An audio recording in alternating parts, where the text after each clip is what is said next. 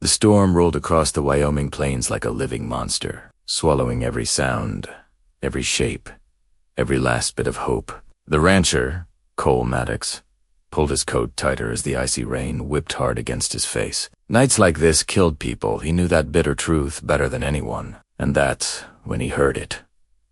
A cry, so thin, so weak, it was almost lost to the howling wind. Cole turned his horse without a second thought, pushing through the relentless storm. Tinisau, it's something small and shaking near a fallen pine tree. It was a woman, kneeling, barely conscious. Her dress was soaked through, her hair plastered to her face, and her hands were trembling so violently she couldn't even lift her head.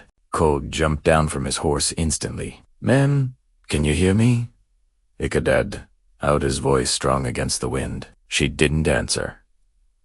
Her lips were blue, her breath shallow. Hypothermia.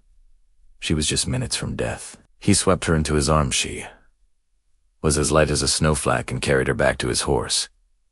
She tried to speak, but only a desperate whisper came out. "Please, don't leave me." "I won't," Cole said, his voice a low rumble as he tightened his hold. "Not," the storm howled as he rode back to his cabin, keeping her pressed against his chest, shielding her from the freezing wind with his own body. By the time they reached the warmth of the cabin, she was barely conscious.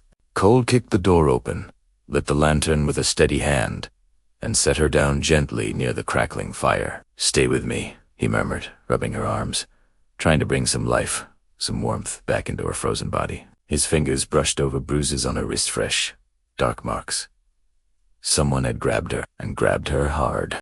"Who did this to you?" he asked softly, his voice full of a quiet anger. Her eyes fluttered open, and raw fear lurked inside them. "Men. Outlaws. They chased me," she choked out. "I ran into the storm. I thought I'd die out there." Cole's jaw tightened. The storm outside was brutal, but the storm that crossed his eyes at that moment was far worse.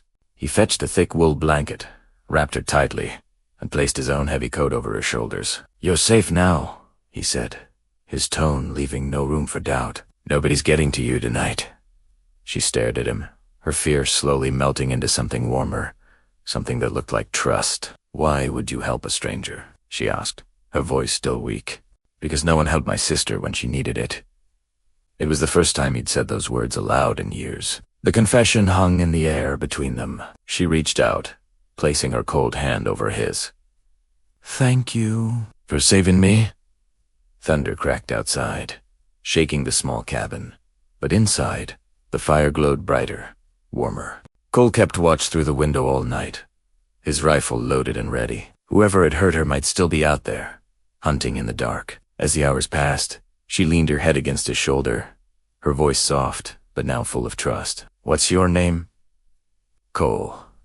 I'm Lily." The storm raged through the long night, but Cole stayed awake, guarding her, warming her, silently promising that nothing was going to harm her again. And as dawn finally broke, painting the sky in faded gold and calming the wind, Lily whispered the words that would change everything. "Cole, I don't want to leave." Cole looked at her, truly looked at her for the first time, and he saw not fear, not weakness, but an incredible strength. He saw someone who had survived both evil men and nature's fury. "Then don't," he said, his voice soft but firm. "Stay. As long as you need." Outside, the storm had finally faded, but inside the little cabin, something new had just begun.